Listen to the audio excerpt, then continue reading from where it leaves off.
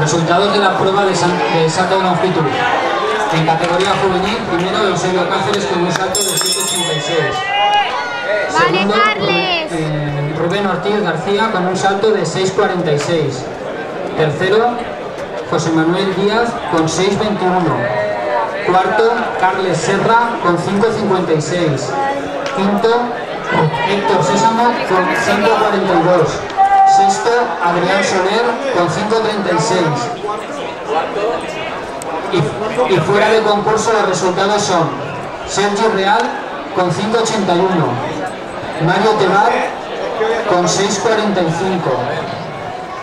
Álvaro Lloris con 6,12,